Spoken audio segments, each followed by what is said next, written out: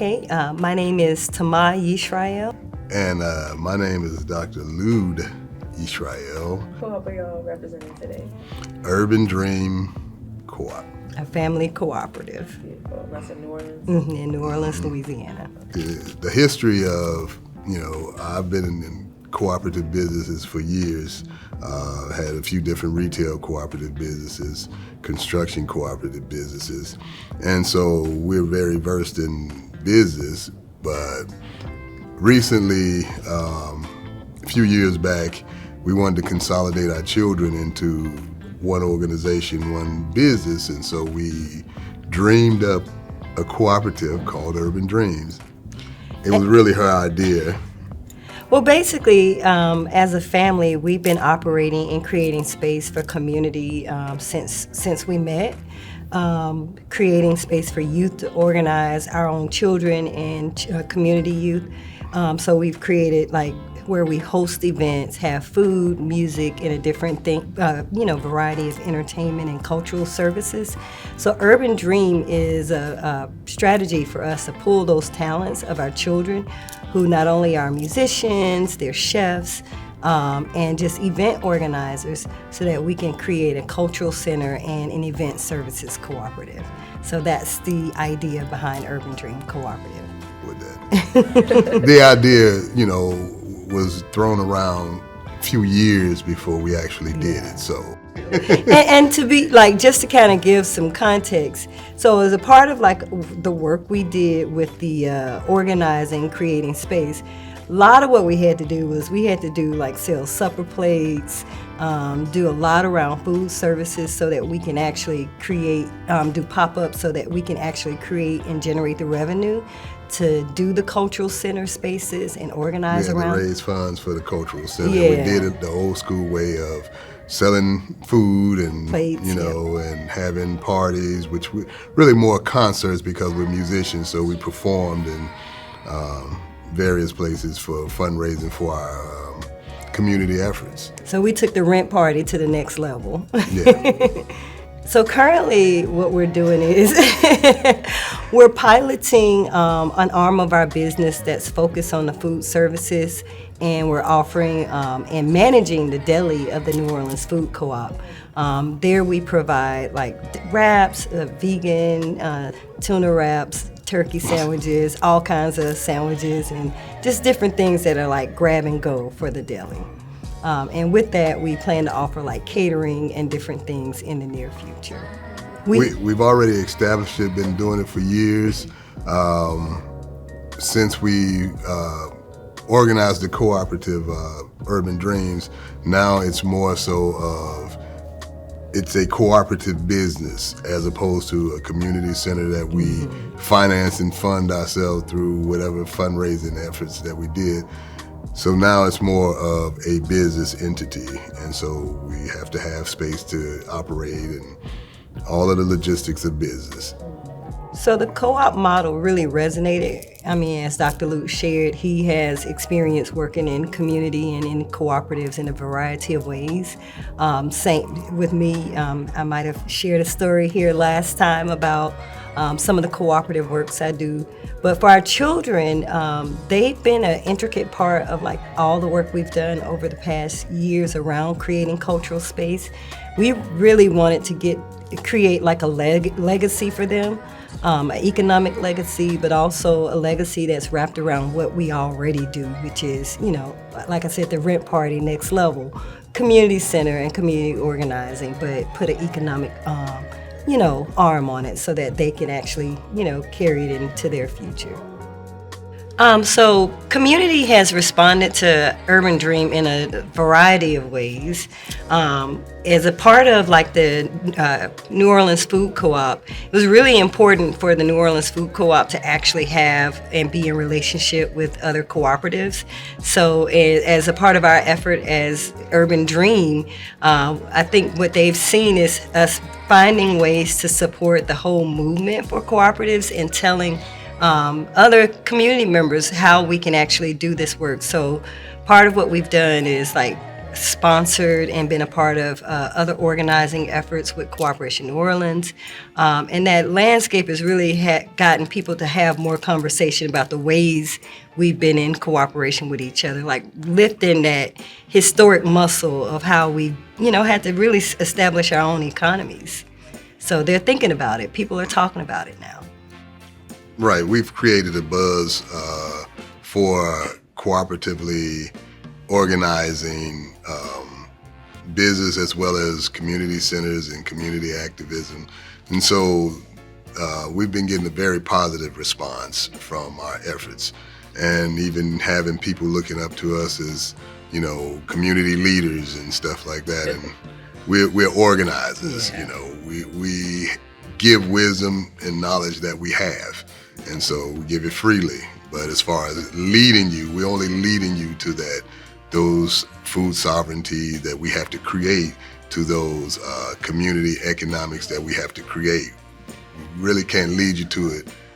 We have to help build it, collectively. The first members, of course, are the founding members, which are the family, immediate family members. But the way we show up in community, and I think most of us in especially Black and brown communities, we show up as family no matter where we are in most communities.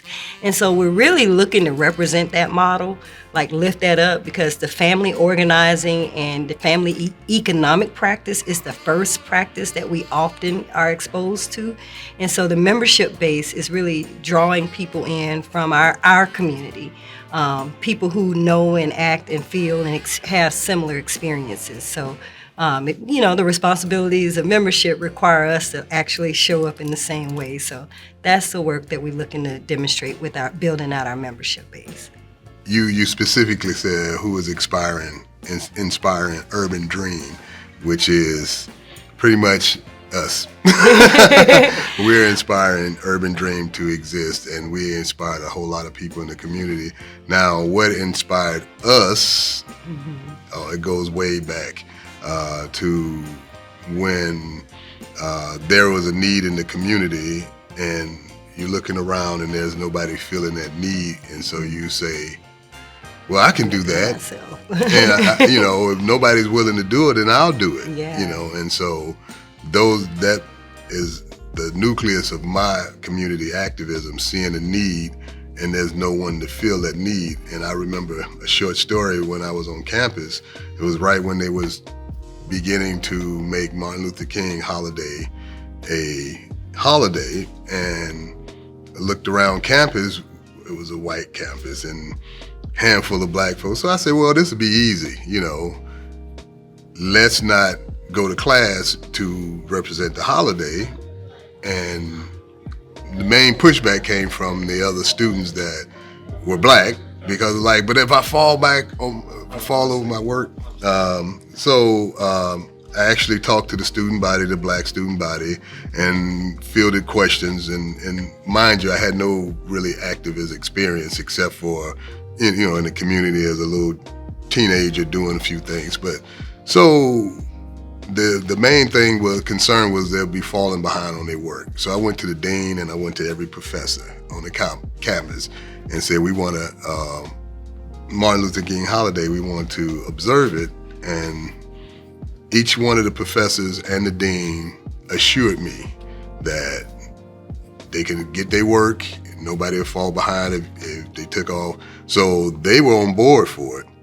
And then I went back to the students, they were like, yeah, but I don't know. And so it was my first taste of activism, to where it wasn't even the establishment that I had a problem with, it was the people who were supposed to be upholding this, and collectively. And it was like, wow, I did all this work and y'all still going to class, huh? Mm-hmm. And so, of course, I observed it in a few others, but that was my first experience. It's not an easy thing to do to get us to work in tandem for a specific goal. So, but it's work. And just to kind of follow up on what Dr. Lou shared, that story, what inspires me, I think, is the energy that we possess as a people, and as a people to really move. And just to hear him share in that story, there's certain people in community that have that type of energy that could either spark people or get people to think. And I would love to offer as an inspiration for us to know that we all have that energy inside of us to make things different in our own communities and in our lives. And so we have to look to others for inspiration, but really know that we have it all inside of ourselves and seek inspiration from within. And of course, if you want us to name drop, different people, Honorable Elijah Muhammad, Marcus Garvey, Malcolm X, the most honorable Yahweh Ben Yahweh, and my father. New organizers, Dr. Jessica Gordon Nimhart, of course, for setting the path. Old organizers, Harriet Tubman, who actually, was one of the main mobilizers around Black movement in this country, and so many others. So I'll just stop there and just continue to be inspired by the movement we see in today. But we talk about the ancestors a lot, but we don't be specific because the majority of our ancestors did nothing.